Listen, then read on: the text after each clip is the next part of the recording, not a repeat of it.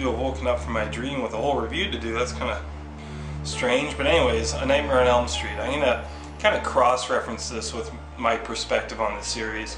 So this review actually doesn't have any structure, but I just want to make sure everybody knows I love A Nightmare on Elm Street. There were things that I noticed throughout the series and I had some thoughts on, so I just thought I would start off with the first two films, and inevitably they're going to get crossed over in between other films as well. The opening glove, building the glove to start, I thought was a perfect way to start it off, and opening it up in a dream sequence with Tina. It's just really appropriate, and it must have confused the crowd, the audience, immediately, just being this, I don't know of any other movie that starts off in a dream. I know I'm wrong on that because there's certainly other ones, but it was really effective. And when I think of the first one, I really think of the atmosphere and keeping it on Elm Street is what I think of, because that's where, what's the title of the movie? So that to me made a lot of sense. So part 1 and 2 did this pretty well, keeping it on Elm Street. Let's see, but one thing that bothers me is why Elm Street? I mean, all the kids, like in part 3, none of these kids knew each other. That's what they said in the clip right here. Can I interject something here just to save us all some time? Sure, Philip, go ahead. Well, according to our kind hosts, our dreams are a group psychosis, sort of a mellow mass hysteria. The fact that we all dreamt about this guy before we ever met doesn't seem to impress anybody. And so none of these kids knew each other, so why is it Elm Street specifically?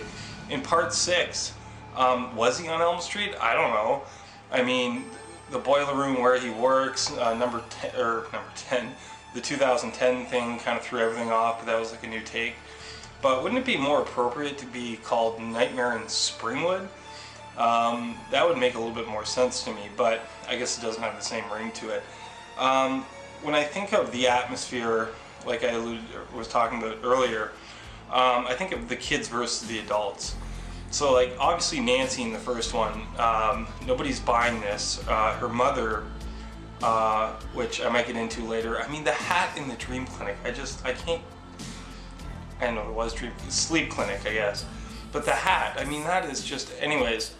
And it's kids versus the adults. And in the second one, they still had this. I mean, Jesse, his father being on him, nobody really buying it, including his friends. It was almost like he was on his own completely, which was pretty cool. And I think that's overlooked in terms of the value of the second movie. I think the second movie is actually pretty strong. But I'll get into the second movie a little bit more later.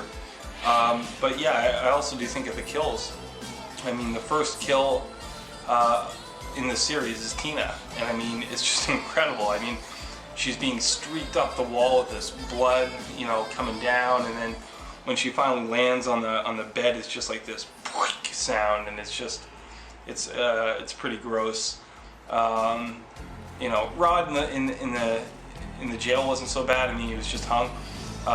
Glenn, I mean, wow. I mean, like a fountain shooting out of his bed. That's just incredible.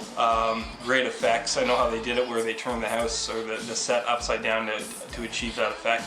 They also did that in the Tina scene, which was pretty cool. And another thing that I think changes over the series is in the first two films, Freddy's voice is just so intense. It's far more intense than any other film. So I'll show a couple clips here from number 1 and 2, and then number 3 wasn't so bad, but I'll show you one from number 5, and we can compare his voice over that span. So let's check it out. You think you was gonna get away from me? I know you too well now, Freddy. You die. Help yourself, fucker! Second helping! Don't talk with your mouth full, dear. Okay, so you see his voice changes dramatically, his tone.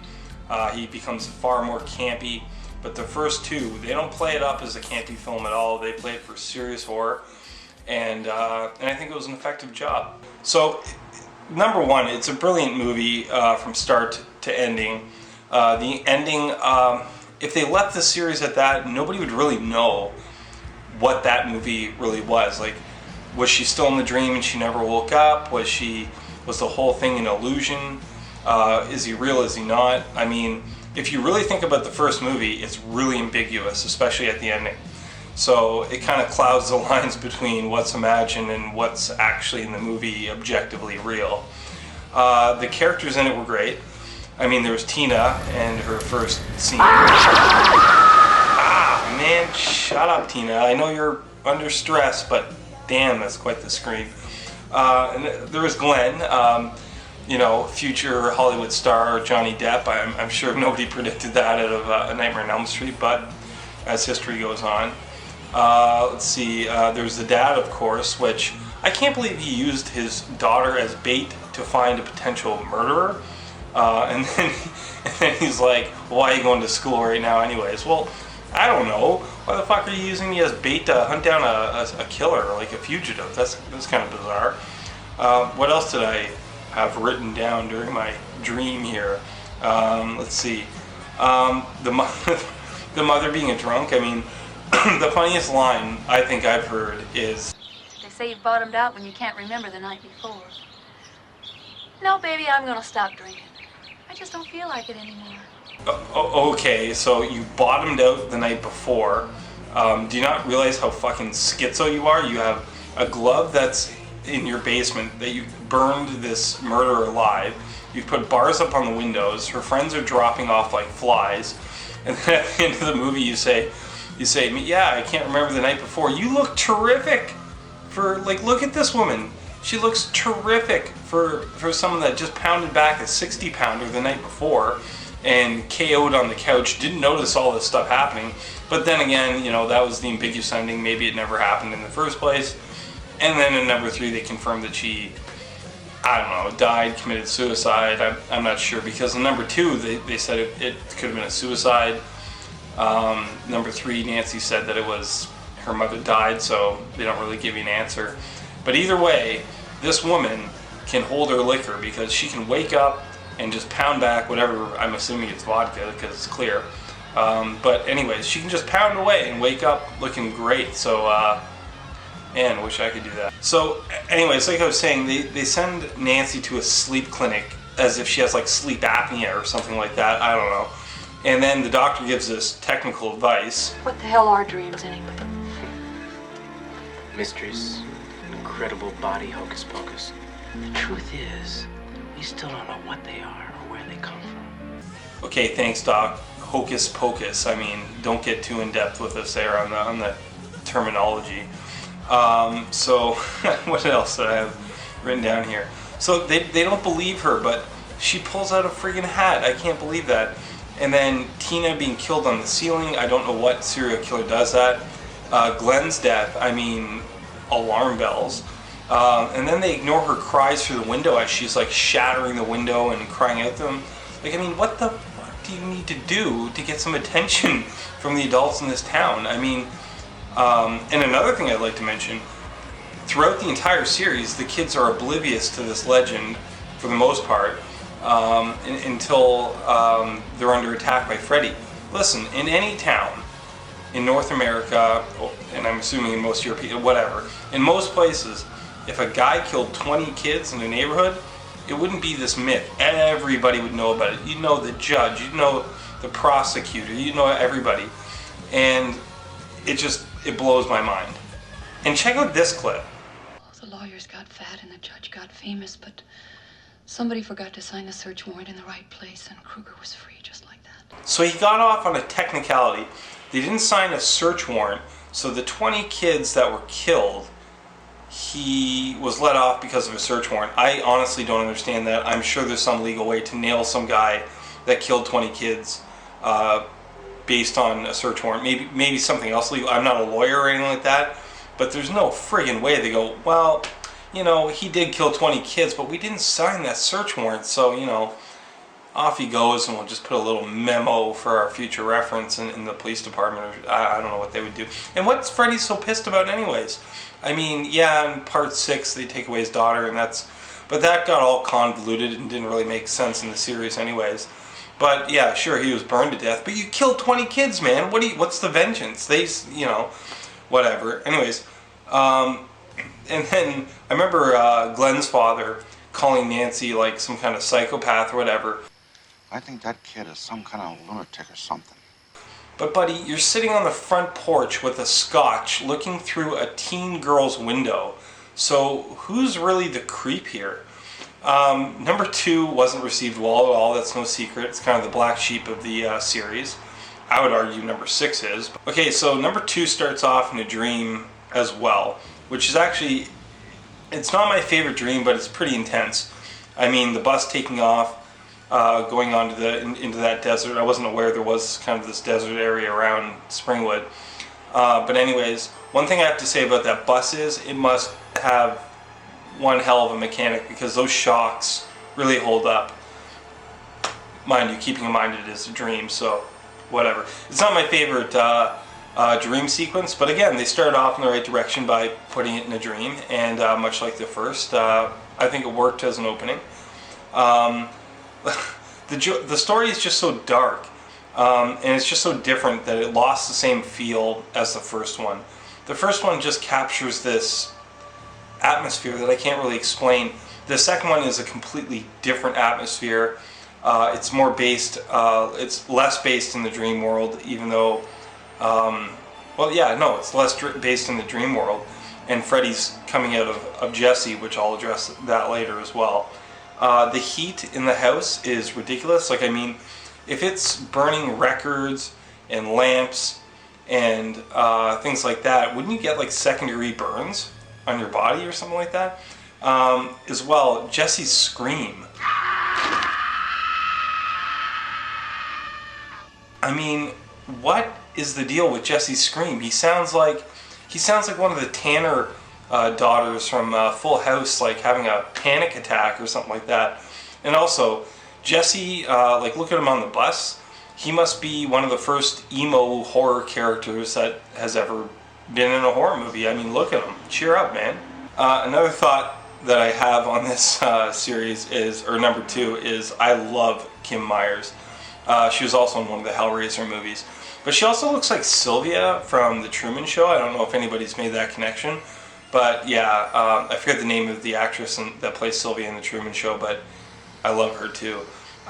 Jesse, again, he's got to be the most stressed out character in this entire franchise. I mean, he's just freaking out and sweating and running around and hyper and I can't sleep and stuff. And I get it. I mean, that's part of the Nightmare series, but he just brings it to a whole new level. Like, he needs like Thorazine and clonazepam, and he needs to be kind of locked up and just, actually, if they put some Thorazine and clonazepam, no, because Freddy walked through the gate, so I guess he could just walk through the bars.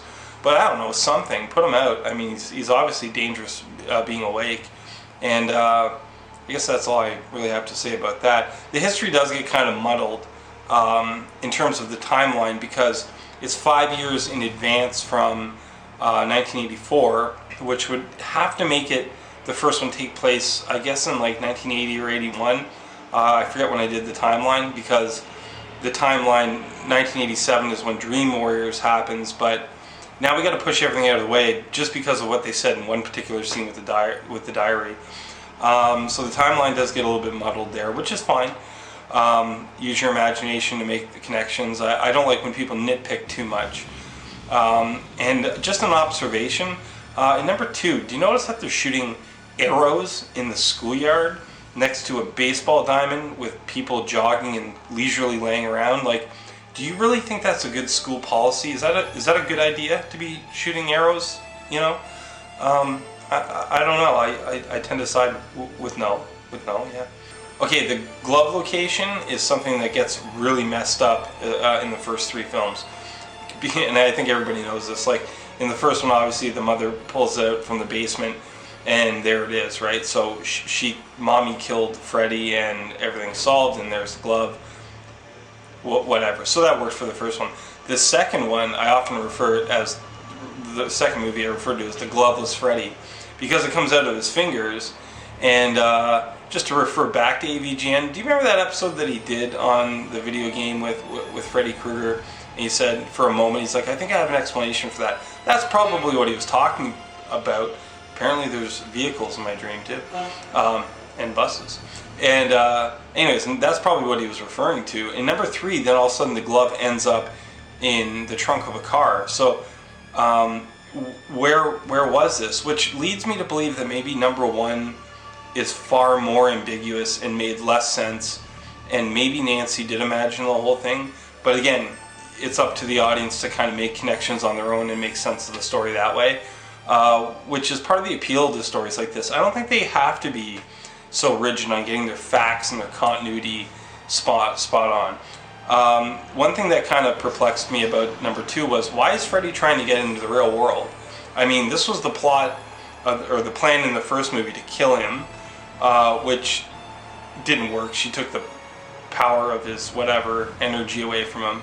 But then in part 6, that is what killed him. So what's his motivation? I mean, his strength stays in the dream world, so I didn't understand that.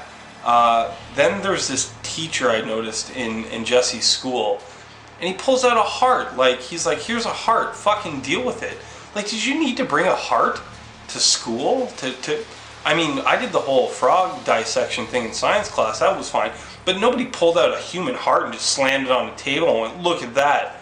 Fucking deal with it, man. The budgie exploding. I don't know. Like, I mean, wouldn't that confirm that something odd is going on? Budgies don't explode. It's not rational. But then again, fuck budgies. Stupid birds. And Nancy left her diary behind, and then she went to, like, I guess, a mental health facility. This is kind of explained in number 2. And this is where they allude to the mom committing suicide, which kind of, again, muddles up what happened in the first one. But the biggest thing for me throughout this film is Freddy is seen in public by apparently numerous kids. Like, if you see the pool scene, there must be like 50 kids there. So that's an awful lot of potential Elm Street victims that apparently don't need to live on Elm Street to be killed. And this is confirmed in number 3.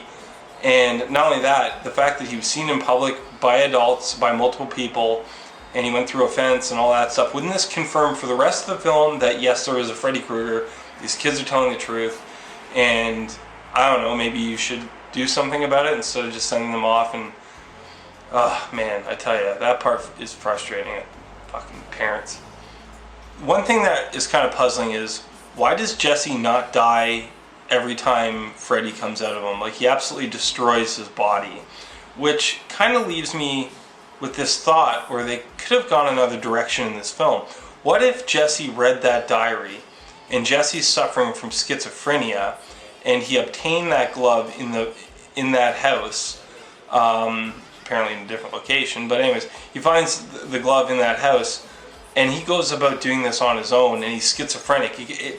The problem with that is it would kind of be turned into like what happened in Halloween 3, where it wasn't really Freddy, it wasn't really Mike, and this wouldn't really be Freddy, so maybe that wouldn't work as well. But it's just a thought that I came across, that what if Jesse was schizophrenic or had some sort of personality disorder, which, if you think of him as an emo kid and how stressed out he is, he's maybe borderline that anyways. Anyways, yeah, I referred to this as the gloveless nightmare. There's less emphasis on staying awake in number 2. Yes, he does take some stay awake pills, and he goes over to his friend's place to keep him awake and things like that.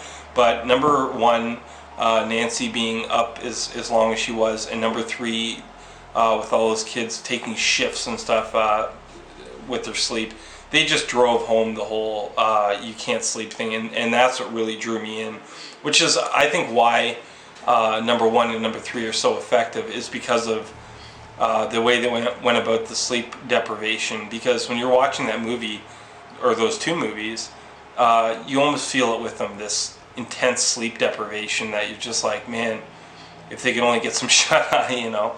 But anyways, and in the end of this, Freddy loses in kind of a bizarre way.